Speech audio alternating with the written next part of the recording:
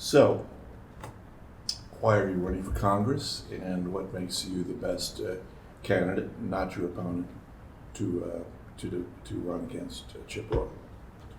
We'll start with you, Sam.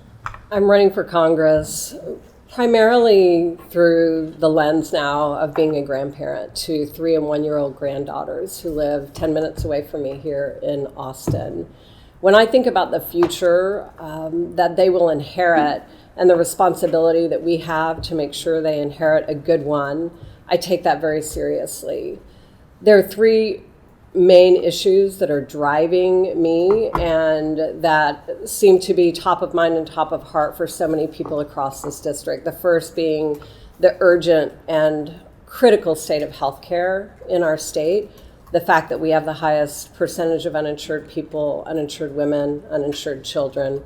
The second being the very planet that we sit on and the fact that we are at a tipping point of possibly not leaving behind for future generations one that can sustain their children and their grandchildren.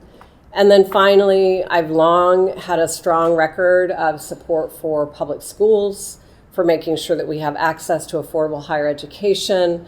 But added to that now, for the worry of every parent and grandparent and aunt and uncle, is the fact that our kids not only are potentially unsafe in their schools, but we have to teach them to fear to go to school. And that is so upsetting to me, and I know to so many other people. I'm the best person to take on Chip Roy because I'm not afraid to take him on head on his record and to hold him to account for the votes that have betrayed the interests of this community, whether we're talking about votes to betray veterans and our military bases where that funding is being robbed to build a border wall, whether we're talking about military Gold Star families who he was one of only 3 votes to raise their taxes, whether we're talking about people suffering from natural disasters, flooding in the hill country or the hurricanes on the Gulf Coast, and him standing in the way of that recovery, whether it's him fighting for insurance companies to use his words, make a lot of money, or pushing back against making sure that we're covering people with pre-existing conditions or that we're fighting to lower their prescription drug costs. I'm going to hold him to account for these things. And I'm sorry, were you trying to wave at me because I couldn't see you? I need to look your direction a little bit more. Sorry. And it's not a hard close either. It's more of a start winding it down type of thing. So. Gotcha. Sorry. Who's later? Be better off with that. Okay. So I'm running because this is my family and my friends and my neighbors. My family's been in Texas 21 since 1882, farming in Kerr County, which my great-grandfather immigrated from Germany to create a new life. So he wasn't impressed into the military service like his siblings had been that he had lost. My Oma's family is from Kendall County. We're direct descendants of 6 of the founding families of Kendall County, 3 of which petitioned the state to create the county. So this district is my family. And what happens in this district means a lot to me. We have repeatedly watched representation not represent the district. It represents who has donated money, who has endorsed them, who has helped them along. It has represented the powers of be in the presidential position. Chip Roy has not voted in accordance with what this district has wanted, what it has asked for, and what it needs. And I feel that having driven over 14,000 miles, meeting in every county with people and talking with them at their kitchen table and at different events, I have a handle on what they're asking for in representation. I can go toe-to-toe with Chip Roy and beat him. I don't have a doubt about that. His record stands for itself when you put it up against what this district has asked for. He has gone completely in the opposite direction. And it's time that the representative was held accountable by their votes. And if they don't like the votes, then they need to give the pink slip. And I believe that I can be the person who helps deliver that pink slip to Chip Roy. Our campaign, I don't know where I am time-wise. More than a minute. Okay, our campaign has focused on three major areas: healthcare, education, and infrastructure. And before we started, we kind of talked about the healthcare in rural Texas, but I believe that the person who wins this position needs to focus very much on getting more dollars for healthcare. Then they need to focus on helping flip the Texas House and Senate so that we can expand Medicaid. 8 of the 10 counties in Texas, 21, are classified as rural. Their hospitals are closing, their services are being reduced, and their hospitals are being bought up by corporate hospitals with an eye to the bottom line, and then closing and moving the people to the bigger hospitals. And I believe that whoever wins this position needs to have a focus on that for the rural communities so that they can have accessible health care. On education, I would like to see the college education become more affordable, basically with a zero interest college loan if we can figure out how to do it, which I do believe we can, in a 2-year community college free for everybody. I think it's very important that we have education and we have our health. If we have our health, then we can go to school, we can have our jobs, and we can be prosperous. If we don't, then we can't. And in closing, I know that's my time. On the infrastructure, the thing that we're really looking at is classifying broadband internet access as a utility so that it's affordable and accessible and dependable throughout the district, as well as affordable through the urban areas. Thank you. You touched a little bit on the next question, which is fine. And we'll start with you this time. Okay. What were you elected, if you were to be elected, what would be your top priority? What's the most important piece of legislation that Congress should address? The most important piece of legislation is Affordable Care Act. We have got to get the funding reinstated. We have got to have the public-private option, so if people like what they have, then they can stay with it, that they're not forced off of it into a Medicaid-type system. I'd like to see the Affordable Care Act put back together where it's working as the Democrats had intended it to be before the Republicans took the hatchet to it, and then Democrats had to compromise at a very low level of what they had intended on passing, and then when they lost the House and the Senate, they were not able to go back and make any changes like they thought they would be able to. With an eye being said, you have to crawl before you can walk and run, with an eye towards moving to a Medicaid for all system. Same question. Top priority, no question, is a healthy Texas. And as I said in my opening remarks, more so than anywhere else in the country, we face a crisis here. And in large part, a crisis of our own making. Not having expanded Medicaid has left us in a precarious position, not only because so many individuals are uninsured, but because of the higher costs that each of us are paying to be insured and the higher costs that each of us are paying for the delivery of medical care. We have the highest number of rural hospital closures in the country, which deeply impacts Congressional District 21 and the vast rural areas here.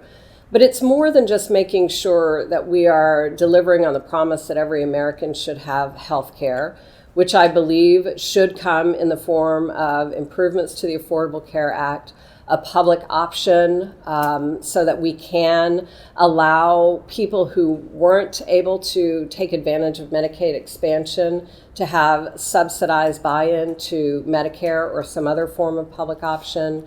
The emphasis on making sure that we are decreasing costs for our middle income families through tax benefits to help do that, allowing Medicare to use its buying power to help us negotiate the cost of prescription drugs down, and of course expanding telemedicine, particularly in areas of rural communities that don't have access to immediate care. But it's not just the provision of health care. It's what we do to make sure that people can stay healthy in our communities. And right now in Congressional District 21, we are facing a true crisis of air quality. Over 900 permits being granted to the aggregate industry in the last decade or so, without any eye toward whether there is a cumulative detrimental impact to the people who are breathing that air. I once represented Southeast Fort Worth, which had the highest childhood asthma rate in the entire country, in large part due to the fact that they were downwind of cement kilns in Midlothian, Texas. And sadly, it took a real fight to get air quality monitors put up in that community and be able to address it. So it's a holistic problem, both on the preventive side, which requires that we think about a better regulatory climate for the people that we represent, and also obviously on the provision of health care when people need it. The district you're seeking, it was drawn up to benefit the Republican Party. What signs do you see, or what hopes do you have that a Democratic agenda, or some would say a progressive agenda, would appeal to voters in District 21? The signs that I see talking to people throughout this district are the ones that are the same in Austin, the same in San Antonio as they are in Kerrville or Blanco or elsewhere in the Hill Country. People are dissatisfied with the fact that their day-to-day concerns aren't being heard. That while Washington is wrangling over a number of political issues that don't feel connected to them, they're worrying about how they're going to get their child's medical care covered.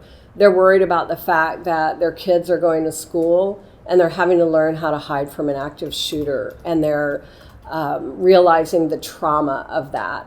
They're worried about the fact that their kids are going to inherit a planet that won't be able to sustain them and future generations.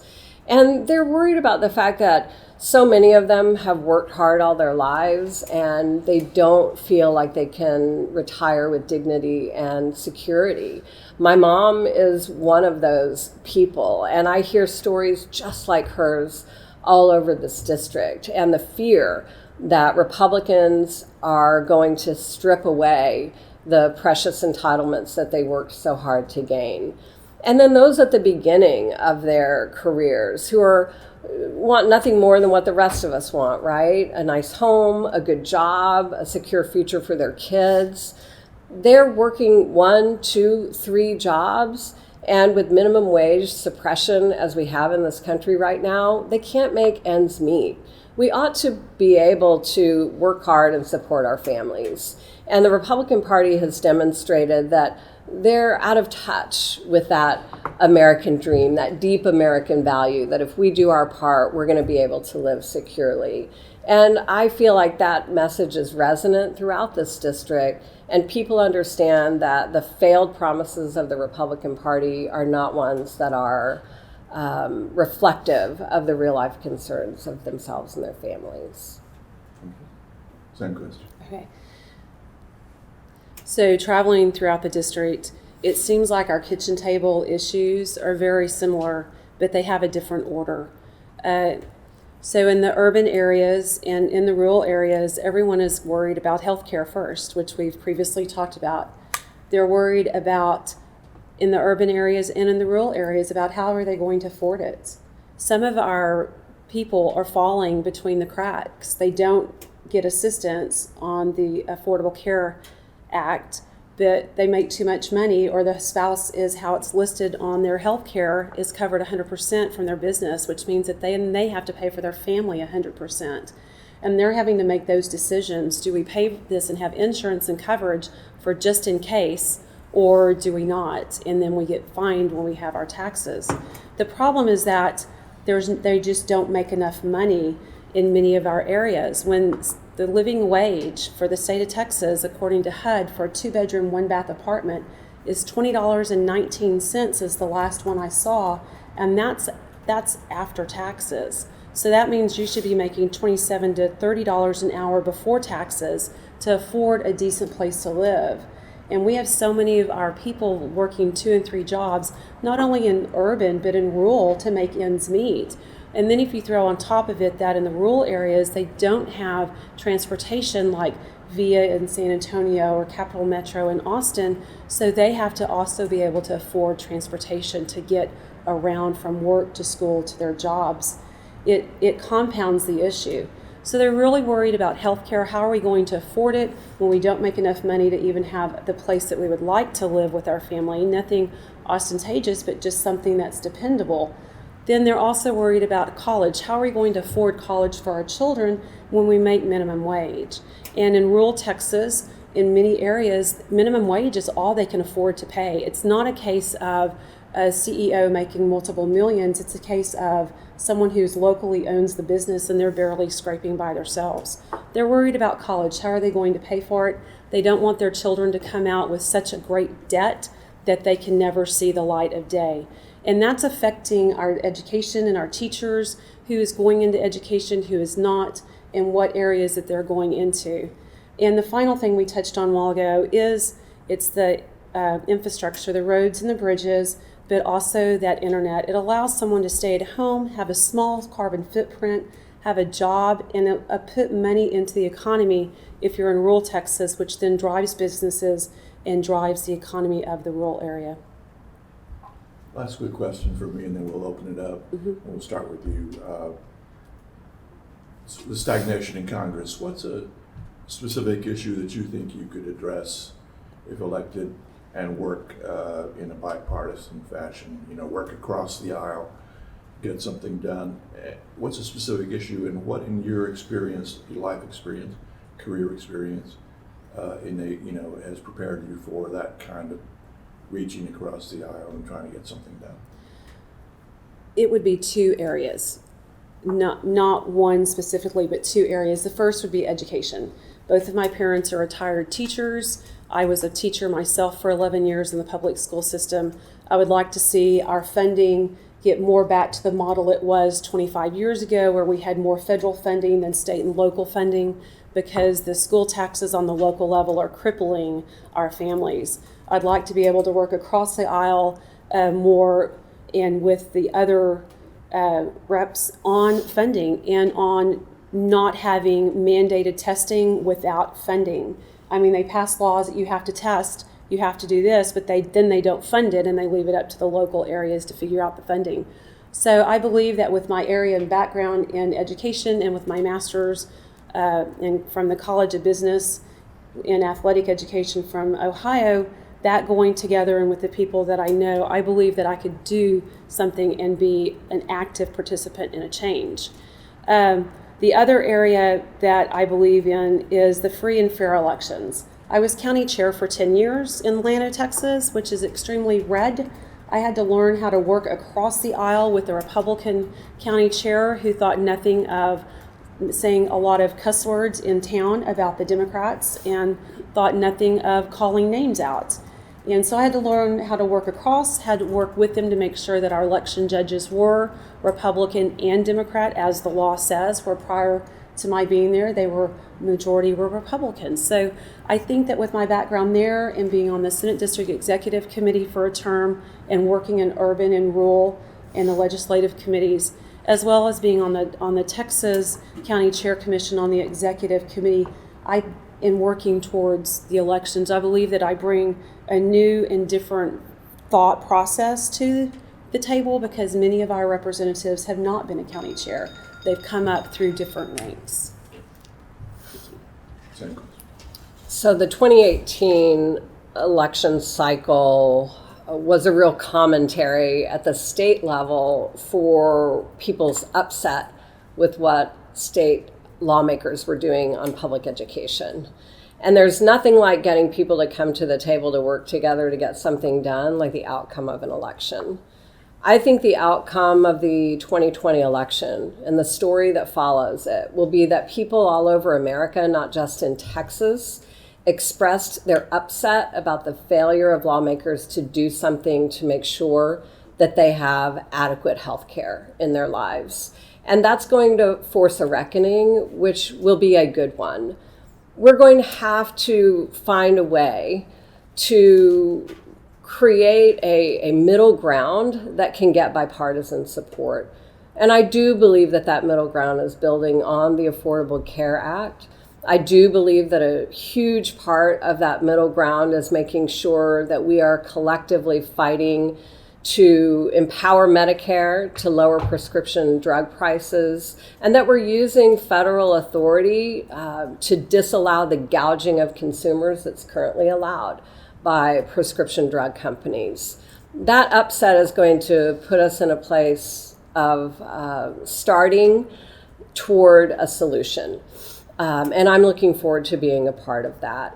I do have a long and strong history of working across the aisle, and I'm really proud of that. I started as a city council person where we didn't have partisan labels next to our name. And of course, we knew who was sitting at the dais, who was a Republican and who was a Democrat. But on any given Tuesday, a different group of us would come together and vote to do something that we thought was important for the people that we represent. And I took that same perspective with me to the Texas Senate. And I'm very proud of a record that I have of authoring, joint authoring, and co-authoring over 80 bills with bipartisan support. I'm particularly proud of doing some really hard work, finding people across the aisle who could be co-champions with me, like Tom Craddock, as we fought to rein in predatory payday lending, or some of my Senate colleagues who in the very same session that we were fighting over women's reproductive rights came together to pass a bill to provide pay equity for women in our state. So I know how to do that. I know how to fight where needed, but I also know how to connect with people who have a different point of view to get something done. And that's what the people in our communities across the state are expecting from us. Anyone else? That's about gun regulation. You mentioned school safety. I assume that your thoughts include some type of gun controls or laws. So where for you, how would you approach that problem? Where, in terms of all the various gun regulation ideas out there, where's sort of the line for you of what you would support and then what goes too far in terms of becoming a Second Amendment problem? Well, to begin, every one of our amendments has some qualification attached to it through the history and course of this country and legal decisions that have been made interpreting those constitutional protections. And the Second Amendment is no different. I would start exactly where most of America is, which is the place that will provide the most effective impact. And that is universal background checks. When I was on the city council in Fort Worth, I earned my first F grade from the NRA because I was fighting to close the gun show loophole in my city. And I've been fighting that battle ever since.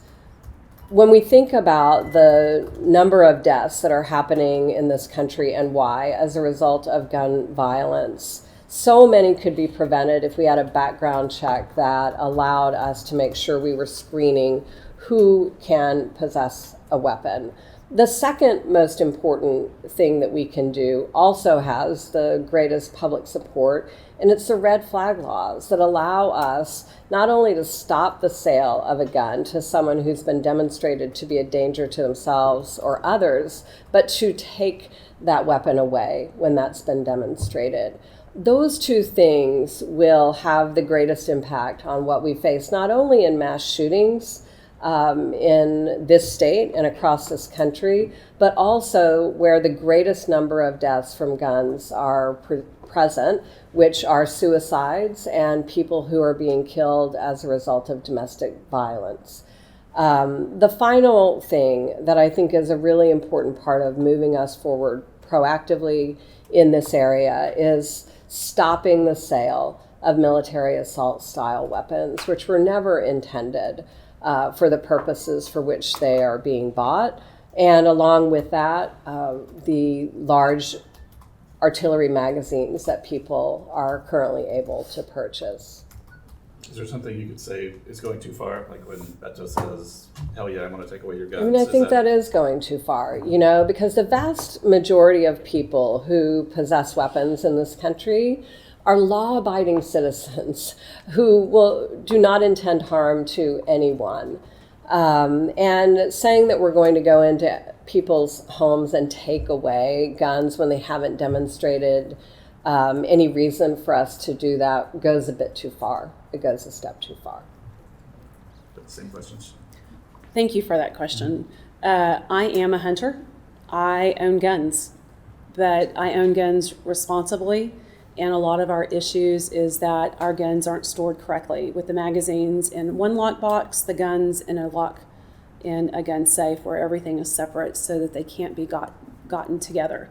That being said, I am a champion of deep universal background checks. I would like to see red flag laws, but not only red flag laws to help us prevent the sale to people who have had issues, but we also need to be sure that we have health care to address their issues that they can have access to, and that is affordable. I'd like to see the gun law, the loopholes closed for online purchases and the gun sales. This last week I was at the feed store getting feed for my horse, and a gentleman was talking in front of me to the guy who owns it that he had just been at a gun show and he had bought 6 pistols from different from different sellers. And my thought was, what background check have we had? What do we know that you will, correctly take care of those guns and not use them in a horrific way? Well, we have no idea because we have no background check when you go purchase at a gun show. So I'd like to see the red flag laws. I'd like to see the loopholes for the gun shows and the online closed. But then I'd like to take it a step further. We farm and ranch, and all my Republican friends have those military-style weapons. And when you talk to them, they say, oh, well, the feral hogs are putting us out of business. And my response is, and how many do you shoot at one time when you pull out that gun? And the answer is 1. Because as soon as the noise is made, they're gone. You get 1. So that response from the Republicans that we have to have them to protect ourselves, what are you protecting yourself from? That gun is made to kill as many people in the shortest amount of time as possible. So I'd like to see those going forward not being able to be purchased by citizens. Now the issue is that who already has them, what will we do with that? And that is a discussion that needs to be had across the aisle to get an equitable solution. Right now, there's not one for us and there's not one for the other side. So it's definitely something that with my background, we could sit down and visit about. I want to ask about, we talked a lot about healthcare, and it is very important. There needs to be some solutions out there, but a lot of these are going to cost a lot of money. And currently, we're starting to run record deficits, the debt piling up, and so we have some real issues. So how would you address, how can we pay for these things, but also how can we start getting the national debt under control going forward? Well, the first thing we need to do is to go back and rescind Trump's tax cuts. That was sold to us as a tax cut for the middle class and the lower income that would help and aid and assist them. And if you look at it, the majority of the benefit of that tax bill has gone to the top 1% and to big business. And that does not help the middle class and the lower income by any dream of the imagination. We need to go back and revisit that and take it away. And then we need to start looking at where are the costs in healthcare? Why is it so high? My dad was just diagnosed yesterday, and the medicine that he has to take is over $600 a month, and he pays $100 of it, and medical will pay $500 of it. So why is that so expensive? It's been on the market for years. So why is prescription drugs, why are they so expensive? Why are they coming out with multiple $1 million golden parachutes when their person at the top is laid off or fired? Let's address the cost of prescription drugs. Then let's start looking at how the rural hospitals are being closed. But if you go in and you look, you'll notice that it's slow billing and slow pay a lot of times from insurance companies and from the Medicare. So we have to address the symptoms to the situation. And once we address the symptoms, then the situation becomes more bearable and more attainable. And we really have to do that. Otherwise, we're going to start seeing the issues that we have in rural Texas start manifesting more in the urban areas. So I think, when we ask this question, we also have to ask the question, what's the cost of failing to do something to satisfy the dramatic need for health care across the state and across this country. And Texas is a great example of that.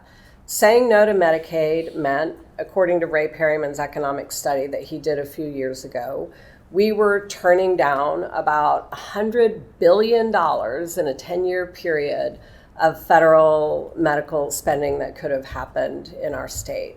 But it's not just the economic investments of providing that medical care to everyone. It's the fact that where we're not providing it to so many people, the cost of providing medical care actually is much greater than the cost of insuring them would have been. And our state really proves that point, where not only have we suffered the consequences of what that high cost of care has looked like, we find ourselves in one of the least competitive insurance marketplaces in the country, because the cost of providing care here is so great that most insurance companies don't want to have anything to do with it.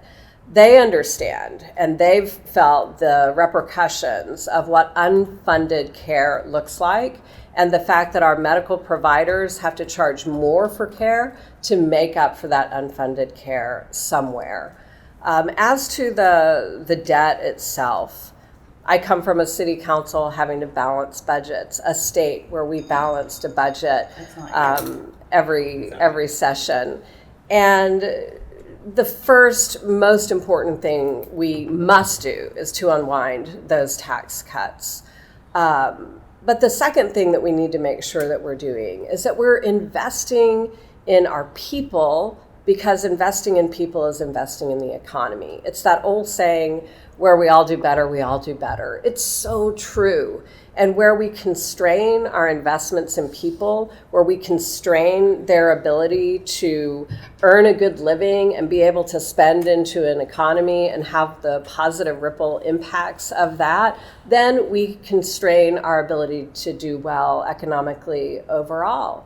And we're suffering the consequences of that. We all know that trickle-down economic theory doesn't work. And we're now seeing what the repercussions of that look like on a massive debt that we're going to hand down to our children.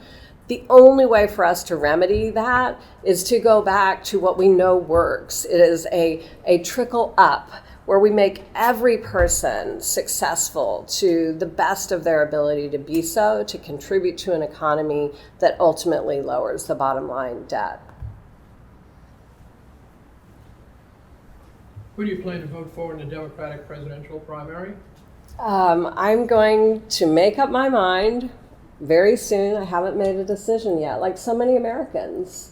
But I can tell you that when I go vote, regardless of whether the person I vote for wins, I'm going to fight as hard as I can for that nominee going forward, no matter who it is.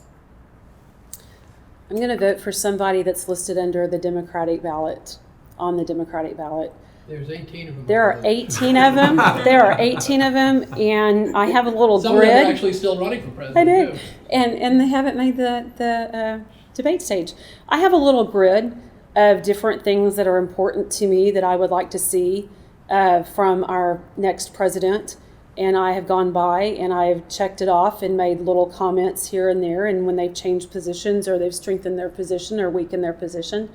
And you know, when the final dust is settled and we get down to it, I will look through that and make my decision.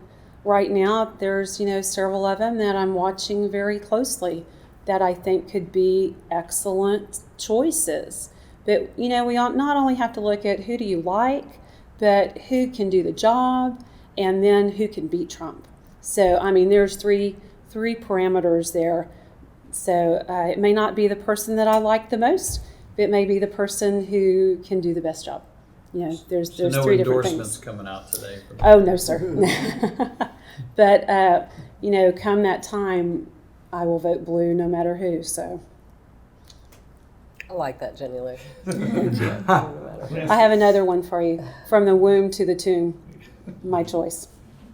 Let me ask you about impeachment. If you had been in the House just this fall, you would have been voting on that.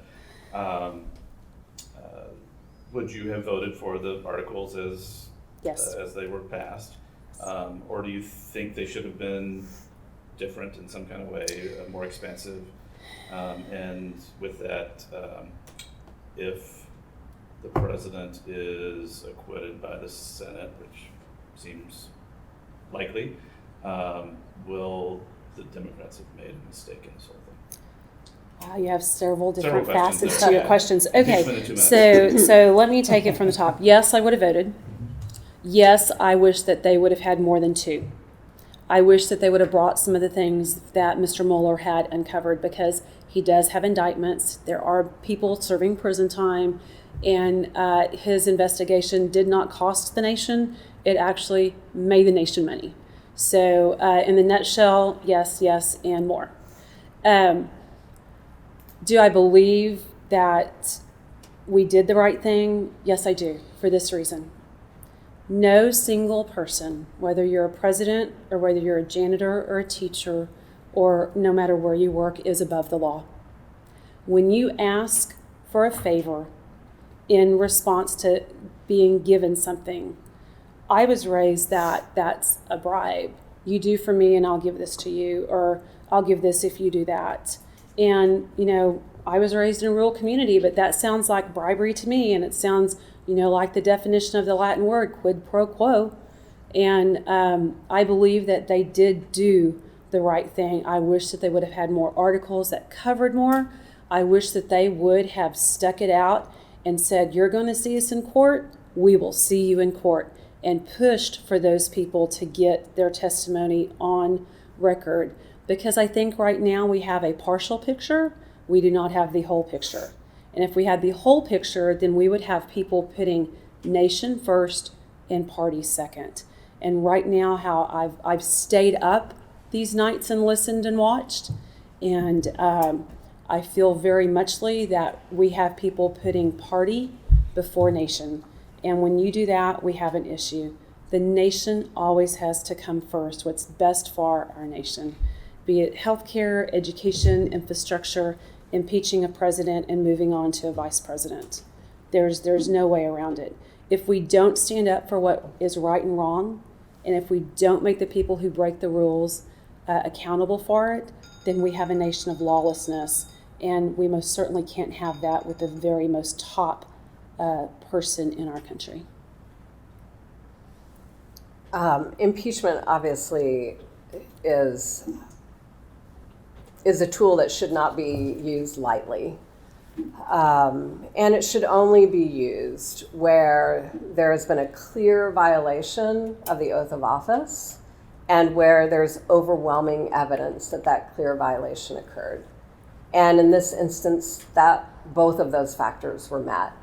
And I believe the 2 articles of impeachment that the House referred to the Senate for trial are sufficient to demonstrate that.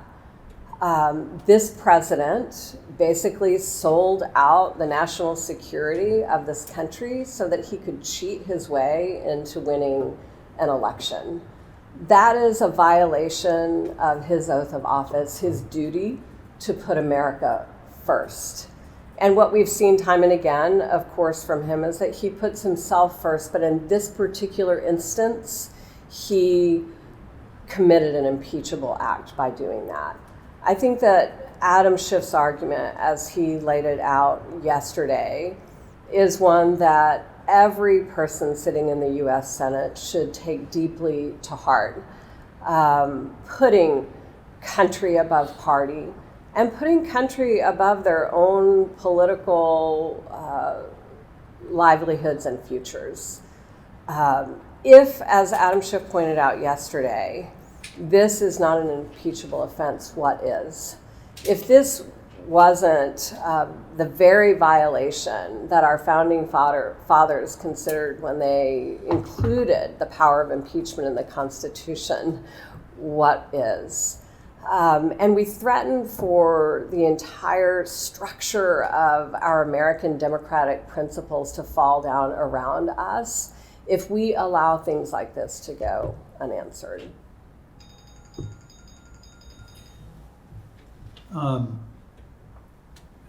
talk a little bit about your thoughts on immigration reform in Texas, especially low unemployment. We need workers. There's a lot going on with the wall, everything else now. What are your feelings on immigration? What should change? What needs to happen going forward? I think when George W. Bush was president, coming from Texas, he understood the incredible strength of the immigrant population to the economy and well-being of our state. And that really was the underpinning for his support for immigration reform. That immigration was something to embrace, not fear. That where people wanted to come to this country, claim it as their own, and work hard and be proud of being an American, that we ought to provide a path to that. But more than that, certainly what presses upon all of us today is the fact that we have so many people seeking asylum here, a historic number seeking asylum as they flee the dangers of their home countries. We are stepping away from an American value when we say that we're going to close the door to them. And we've constrained and choked off their ability to come here legally and be processed under what we once committed was an American value. We have to return to that immediately. And in the long term, we need comprehensive immigration reform for a path to citizenship.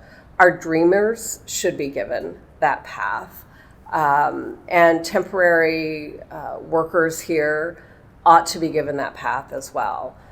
Most of that was included as part of that package that George W. Bush asked Congress to consider, and of course was stalled and ultimately defeated by his own party.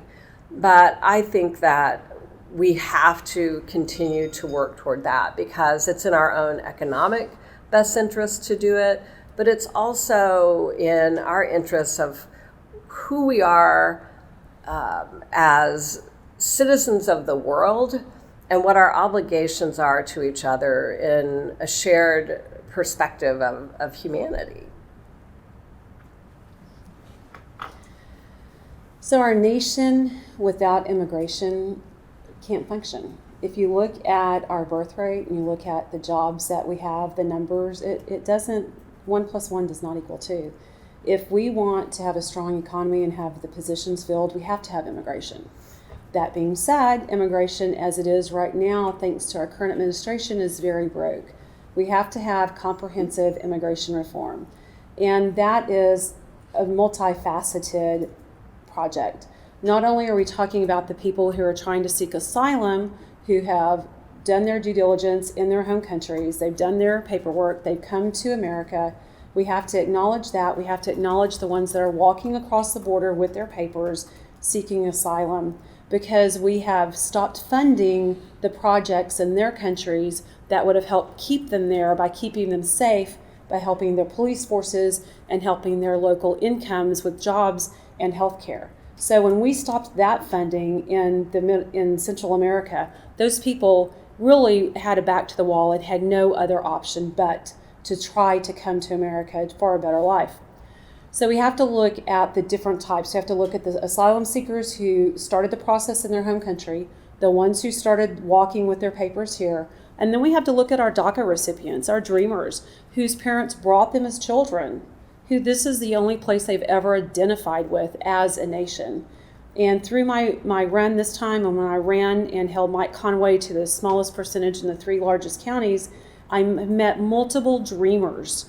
And they own businesses, they have children, they have loans for houses and cars, and they're very concerned with what happens if we are not able to reinstate our application.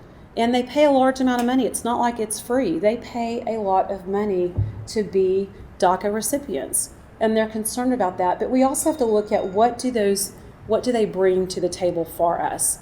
Everyone is so concerned about what we are giving to them. but they bring to the table for us a little bit more economic stability because the jobs are filled. They bring to us nationwide over 200,000 public school teachers. They bring to us professors. They bring to us businessmen. They bring to us doctors. These are positions that they have. So immigration has multiple facets that have to be addressed. A one-fit-all Band-Aid is not going to work. We're going to have to look at each individual position. We frequently hear about a path to citizenship. We have one. Millions of people have successfully walked it. Does that path need to be changed, or is it just the mechanics of how we enforce it that's the problem? I think that the path has some changes that need to be made, especially for the dreamers, for the DACA. If you look at that, what is their path? We have a path. They have to go home, apply for citizenship, come across legally. They have apply to for go citizenship. home, Right, so and you would if change they that. can get back in. Right. If they can get Correct. back in. So the gentleman who works down the street for some friends of mine, he had been here for 19 years. Mm-hmm. When he started and he was DACA to try to get citizenship, he was denied access back into the United States for 6 months. He'd never even had a traffic ticket. Okay, aside from dreamers, So- what's the problem? What's So- wrong with the current path to citizenship that millions of people have walked? I think what we need to do is we need to look at how it has been used in the past versus how it's being used right now. I'm sorry, for-profit prisons and separating children and families at the border is not the right option. How it's been used in the past when people had come across, they'd been processed, they'd been given a court date, they'd been given a counselor to help them get to where they needed to be. Yes, many missed their court date, but if you look at why they missed their court date because they moved and the papers didn't follow them, or the papers were in English and they couldn't find anybody to translate them to them. So I think that we, on our part, need to have better accounting of what we're doing and better follow through and follow up, because these people want to be here. They didn't walk thousands of miles. They did not put everything that they had on a bag on their back to come to America and break the law. And I'm sorry, I do not agree with the current administration that immigrants are lawbreakers and rapists and murderers. If you look at the numbers, that doesn't bear fact. That doesn't bear Do you fear a truth. proximity advantage for someone from Mexico versus someone from India?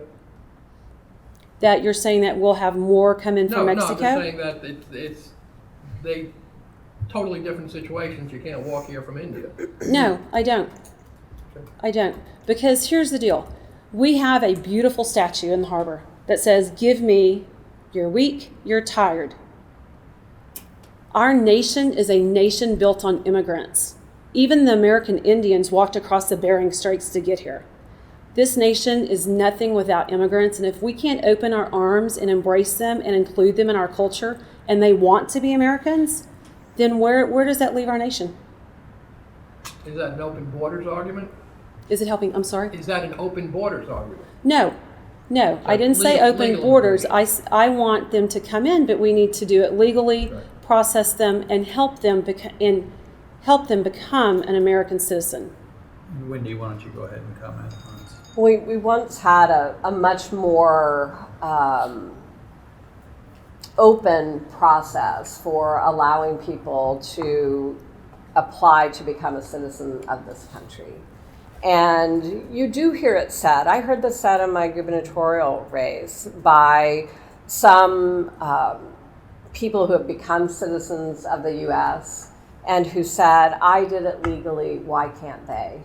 And the answer is because we don't allow it to be done as we once did. We have constrained the number of people who can qualify. We've choked down the conditions under which we're allowing it. And unfortunately, we've done it in a way that is willy-nilly depending on whose presidential administration is writing the rules. We don't have a comprehensive system of what immigration ought to look like in this country. And it's not necessarily that it was always great either, right? It's not necessarily that it's going back to some idyllic time of when it was all working beautifully.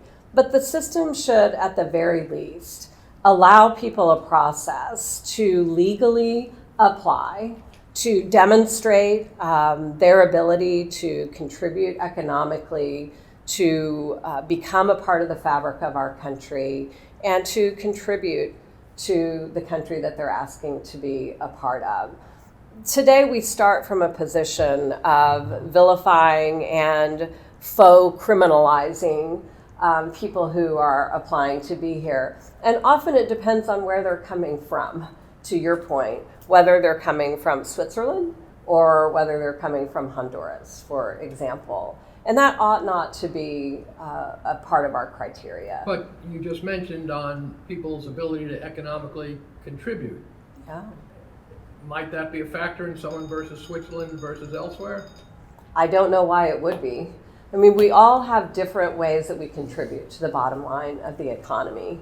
And the noble work that a housing roofer does, which is such an important part of our economy, especially in places like Texas where we are fast growing, versus the work that a scientist from China might do to contribute to helping us find a solution for cancer. You know, those are all, both examples are noble contributions to our ability to be the greatest, continue to be the greatest country in the world. Is the primary healthy and useful, or do either of you look at the other and go, what are you doing here? No. Say that again, I'm sorry. I'm asking whether a primary is healthy and useful, or whether either of you looks at the other one and says, what are you doing here? Oh, I think it is healthy I think it's and healthy. useful, absolutely. Well, it hasn't been healthy for one of you, obviously. Well, yeah. Are we supposed to be suspicious of this? No, no. We would just like not to have gravel in the driveway. Or I should say loose gravel in the Candidates driveway. calls for banning on all gravel. Let me tell you. There goes the gravel vote. It's, yeah. I think it is healthy. And I think it's healthy because Wendy and I touch different voters, different people in different ways. You know, my campaign is really focused on the rural voter who hasn't voted in 8, 10, 12 years, who's disenfranchised, who doesn't think their vote counts, that nobody's listening to them. And I've really focused on that and really gotten out and made that effort to let them know that. You know, she's a champion of women's rights. That's part of my platform. It doesn't encompass the entire platform. It's part of my niche. I have multiple things there. So I think that our focuses are on different things. Yes, we both focus on healthcare, but after that, the list is in different orders. And I think that matters to different people, and it touches different people in a multitude of ways. So I think a primary is healthy. Do I think that we need a primary that runs for months and months and months? No, I don't. I personally would like to see federal financing for campaigns, and I would like to see the primary a limited amount of time, that you start on this day and you're done on this day, that it's not months in the making. I think that we spend way too much money in politics. We have education, we have healthcare, we have roads and bridges, we have many things that money can be used on that would be more advantageous than spending $60 million in one state to get in the top of the polls. And that's where I look at it. I also am a person who supports term limits. So, little rebel with the cause, I guess you might say. But I think that primaries are healthy. I just think that they're way too long. Wendy, do you want to add anything there? And then we're going to wrap it up. I think primaries offer an opportunity for robust conversation, and it doesn't all wait until the general election before that happens. And it gives people an opportunity to really feel like they're being heard and that their concerns are being reflected. I, too, care very deeply about the rural parts of this district, and I've enjoyed getting to know the people who live there, what's top of heart and mind for them. I come from a rural background. My grandparents retired in the panhandle of Texas in Muleshoe with a 6th and 4th grade education between them. They didn't own a home until they were on Social Security because it was the first time that they had a stable enough income to qualify for a loan. And I know what their struggles were, raising the 14 children that they had, farming other people's land, never having their own. I know what their dreams for their kids were and their grandkids were. And that's no different than the people in rural Texas today, and certainly no different than the people who live in the beautiful Texas Hill Country. So I have a deep connection to that too. And I speak with my heart and I listen with my heart to the experiences and the lives of the people that live all over this district, whether it's the bluest blueberry of Austin or the reddest red of Kerrville. They all deserve someone who thoughtfully listens and who's going to take the concerns of their families forward. And a primary has offered us an opportunity to be very active in our listening, and I've enjoyed it greatly. Thank you both. Thank you very much. Thank you.